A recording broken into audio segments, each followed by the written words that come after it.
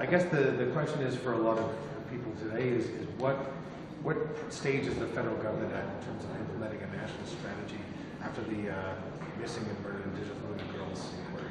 Yeah, it's an excellent question, and I think as we look at the comprehensive report that was issued in 2019 that was based on a broad grassroots input and the federal pathway that was announced in last June, just before the election, I think it's perhaps trite to say that there's a lot of work to do, but the realization that we must have as a country as we continue to fail Indigenous women, girls, and 2S LGBTQI+ people in this country. No one should be, our government will say, and it's true, we're putting the efforts into meeting the calls to justice. They are thematically based, but there's 231 very important ones, some easier, some not as easy, that'll take a longer time to fulfill. But the reality is as we look at the first anniversary of the issuance of the federal pathway, there's a heck of a lot of work to do in making sure people are safe in this country. For example, it's unacceptable and it's a tragedy that in a country such as ours, particularly in the wake of the potential overturning of Roe versus Wade, with our neighbors to the south of us, that there's still forced sterilization going on in this country. That is a product of racism and systemic racism in the healthcare system, and it's got to end. There's still birth alerts that are ongoing, and those are matters that were squarely at the center of the calls to justice. The announcements that we made in last budget, in Budget 2021, of several $1 billion that will flow through 46 programs over 5 years with $160+ million ongoing will save lives. But the results aren't there. And I don't think anyone in this country should be happy until the results are there, until people are safe. That's the work ethic that our ministers bring to the table and the Prime Minister brings to the table. But it's going to be an all-of-society thing, which includes our provincial and territorial partners. And it's something that in my role as Crown-Indigenous Relations Minister, I'm squarely focused on. There's advocates across parties that are seized of this. It's something we can't let go of because it is an ongoing tragedy. And so those are my initial reflections, particularly on a day that is a result of grassroots movement of women that use the red dress as a symbol of the trauma that occurred and that is ongoing. How is it that in 2022 forced sterilization and birth alerts are still happening? How come we have not been able to just stop doing this? Well, clearly within the medical setting, and it's been documented as poignantly and through the tragic death of Joyce Echaquan, Indigenous women are subject to pressure, and it would be very simplistic to say that it is a crime under the criminal code for anyone to be touched without their consent. When you translate that into the real-day interaction with someone that's in need, working with someone that they trust, a doctor, giving them counsel under a very difficult situation, the result is people are being forcibly sterilized. More often than not, Indigenous women in that very, very vulnerable setting where your body is very much at risk. I've heard too many stories that have been so often repeated that they cannot be anything but true about doctors, health workers counseling people to have abortions because of the potential health of the child. The child is now grown up and healthy. I'll keep the anonymity of the people that have confided in me those particular stories, but there are too many of them to deny their existence. I have no doubt that there will be reports coming out in the near-term future that continue to document the tragedy and unacceptable reality of forced sterilization in this country. It goes through first realizing that there's racism, systemic racism in the healthcare system, and then training and education of health workers in a culturally sensitive fashion to the reality that Indigenous people face every day as a lived experience, that they may not want to go into the hospital because they're afraid of being violated. Is there a checklist approach? Like you mentioned, more than 230 recommendations. How many recommendations do you think the government has fulfilled, and what kind of evaluation would you give to the government? Like you mentioned, it's been a year since the federal pathway came out. If you were to evaluate honestly how that pathway is starting to address the recommendations of the MMIWG report, let me know. I'd like to hear your assessment. Yeah, I mean, we're failing as a country. And to the extent that responsibility falls in part on the federal government, we have to look at it through that lens. In about a month, I'll be giving a more comprehensive update because I think Canadians are entitled to see where that progress is going. Those 231 calls are broken down into themes that in some people's minds are not necessarily connected to the ongoing trauma and tragedy of missing murdered Indigenous women, but they are. When we talk about languages, the unacceptable impact of mandatory minimums on racialized folks, when we talk about the child and family services, when we talk about housing in the north, these are all interconnected issues that we are moving on from a financial basis where we haven't done in the past, and that impact will be felt. But the results are trailing the investments, and that's the reality with which we have to approach it. If you have someone that is unfairly incarcerated and their child is removed, there's a child that grows up without their mother or without their father. That in turn fuels the unacceptable situation with children in care. If you discriminate in terms of child and family services at the federal level, something that we are moving with historic settlements to rectify, well, then you perpetuate that cycle. And all those people are in turn more vulnerable to violence and going missing and perhaps even murdered. So this is something that it's not an excuse for an action to say it won't get solved overnight, but if you think it can be solved overnight, you're kind of misunderstanding the gravity of the situation. So these are investments that can't be measured in one budgetary cycle. The investments in housing in the current budget will make a difference, particularly in the far north. The investments that are seen through the lens of reducing gender violence will make a difference. But again, the results are trailing, and I think that's the lens that I'll be presenting that to the Canadians in roughly a month. Thank you. Last question. What I like David. What will the update be on? Can you just specify? Well, the update that I'll be looking to give to Canadians will sort of be obviously the nexus between the TRC calls to action and the calls for justice, and giving Canadians a sense of how that puzzle is filling in terms of our commitments that we've made, both as campaign promises, but most importantly to Canada as a whole. Looking at the calls, whether people want to look at the numbers themselves or look at where the investments are going, where we are being successful, where we are not being successful, and where things are dragging on, and then where things need to be accelerated. So, Canadians have asked for answers, but this is not something that I can give answers to in a piecemeal fashion. It has to be a comprehensive sense from people, not necessarily one minister for that matter, as to how we're dealing with an ongoing tragedy. So this is not the MMIWG calls to action. This is the TRC calls to action. So there's the TRC calls to action, but what I'm telling you, the calls to justice pursuant to the report, the 2019 final report into murdered missing Indigenous women, there is obviously an interlinked nexus. It will be an opportunity to discuss the actual TRC calls to action, which are fewer in nature, but are intimately connected to the 231 calls for justice. Thanks, David. So as compared to the last budget, this budget I think came up in the House a bit, didn't really highlight MMIWG very much in the text.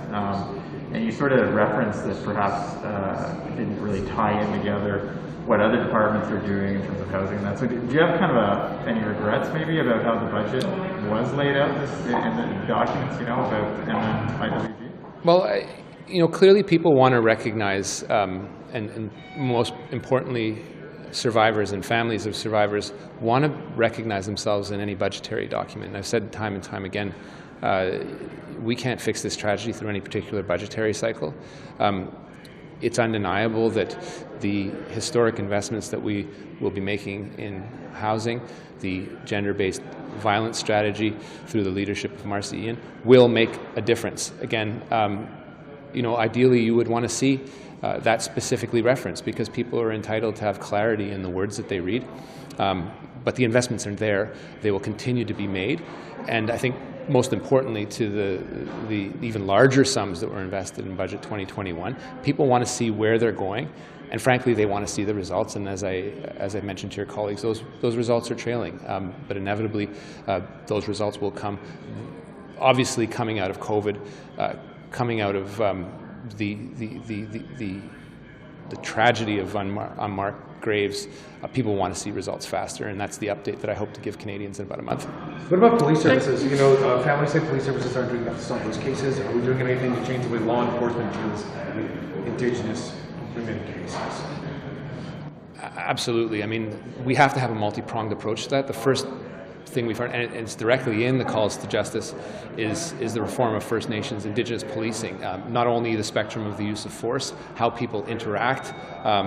We know the tragedies involved in wellness checks and how the approach with people that are in a situation of distress has to be culturally sensitive. There's a heck of a lot of work to do across the spectrum in terms of how police interact directly with Indigenous peoples, whether it's the quote-unquote on reserve in community reality or on the streets of downtown Montreal, downtown Winnipeg. That's work that's ongoing will have to be ongoing with the Commissioner, with local police of jurisdiction, and I have obviously the assurances of Minister Mendicino that needs to be ongoing. Again, brought up a few times in one budgetary cycle or two.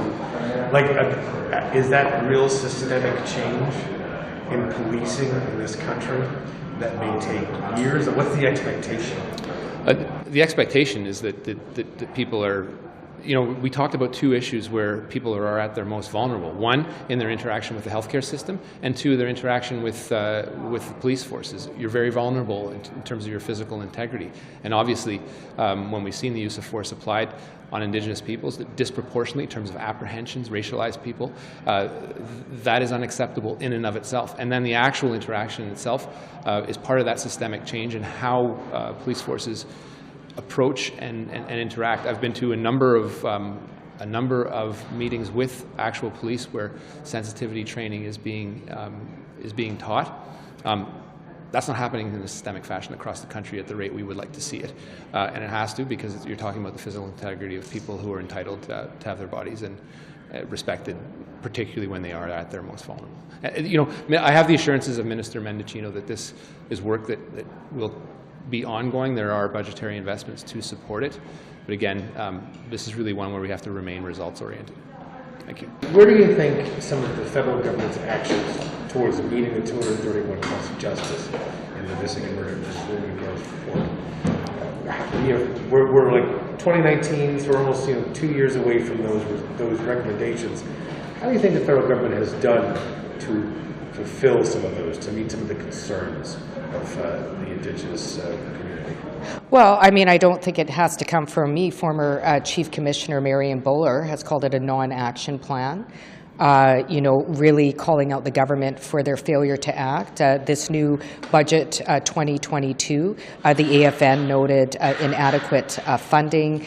This was also noted by the Native Women's Association of Canada. The Family Survivors Circle also noted a lack of investment, and the money's just not getting out the door. And meanwhile, Indigenous women, girls, and Two-Spirit are going missing, murdered, and continue to have to experience unprecedented levels of violence. We just heard from the minister there. Basically, Marc Miller said, kind of asked for patience. He said a lot of these systemic issues can't be fixed in one budgetary cycle. And he agreed that this is a major problem and a problem that the government really has to tackle. What do you think about that response, that like this, he agrees more needs to be done, but is sort of asking for a bit more time to do? Well, I'm certainly not going to question his good intention. However, I'd like him to say that to families who are looking for loved ones at the moment, survivors of violence that, are not getting support, and women, girls, and Two-Spirit trying to flee violence. I think asking them to be patient, asking anybody who's dealing with this ongoing genocide to be patient is unacceptable. This government, it's been almost 3 years since the National Inquiry final report came out. Where's the action? Where's the plans? Where's the targets? Where's the timelines? We deserve that. And what specific things would you like to see the government sort of checked off the list already in terms of things that could change from a structural point of view, funding? Where are some things that you think could have been done already by Ottawa? Well, I think the fact that they put zero additional funding in the 2022 budget to address this ongoing genocide really sends the message to Indigenous women and girls and Two-Spirit that we are of zero value. If the government is really serious to deal with this ongoing genocide, we need sustainable funding, adequate funding levels that have been called out by AFN, Native Women's Association of Canada, family groups from across the country as being inadequate, and they're still going on about the 2021 budget allocation, which they're not spending. So what does this look like? It looks like Indigenous women and girls and Two-Spirit going missing with inaction from this government. In terms of just some of the government seems to have shifted to talk about the Pathways program, which is basically a funding program that funds individual organizations, and they've done these announcements. However, there's a lot of large structural changes that are needed in terms of policing. There's so many cold cases, right, that mentions in the calls to justice that the government has said nothing about. Do you think that they have the stomach to take on some of this stuff, or do they do an inquiry and get some answers that they just don't really want to deal with?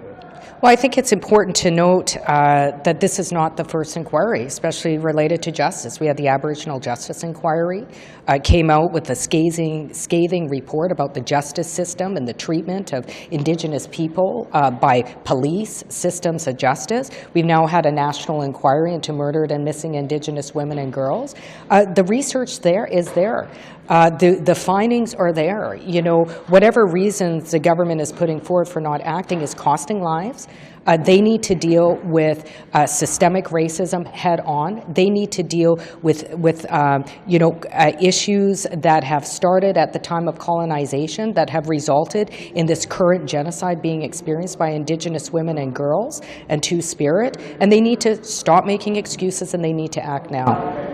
And what about one of the calls to justice is actually having an independent sort of person that's Indigenous to measure some of the progress? The government said nothing about that. Now, there is some mention that there will be some sort of, in the 7 principles they put forward last year, some measurement of their goals. But do we need more than just the minister just standing up and giving us his own measurements? I mean, do we really need something? Well, look, this government committed to implementing all 231 calls for justice, and that included appointing an independent ombudsman person to oversee the actual implementation of the national inquiry into murdered and missing Indigenous women and girls. They committed to doing that. I think at the very least, and the level of inaction from this government warrants the need to have an independent oversight to make sure that they are actually implementing the calls to justice. They are making sure that the funding is getting out the door, and that there's adequate, sustainable funding for ongoing support to end this crisis of violence. It's a different topic. As we talk about abortion, as that topic is in the news, what do you think is missing from the conversation when it comes to racialized Canadians or Indigenous Canadians in this country?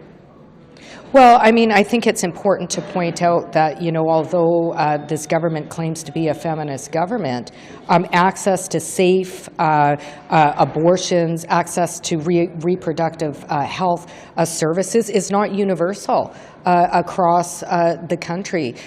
We know that particularly for Indigenous and Black women, in terms of levels of poverty, we know there's higher levels of poverty. If they don't have access, they may not have the funds, for example, to be able to access safe reproductive health services. Safe reproductive health services. This is a human rights matter. This is something that is a charter right that's supposed to be funded through the Canada Health Act. This government is failing at that. They need to provide proper funding and support to make sure that everybody can exercise that right. Is access a problem for communities that you have relationships with in Manitoba? 100%. I mean, if you look at northern Manitoba, there's only the PAW currently where you can access an abortion. Even access to health care, never mind reproductive health care, is inequitable throughout the country, and that includes reproductive health. If we're going to hold the government to account, if this government is truly a feminist government, then they will make sure that proper fundings and supports are put in place to ensure that every woman can access safe abortions and proper reproductive health services. Thank you. Thank you.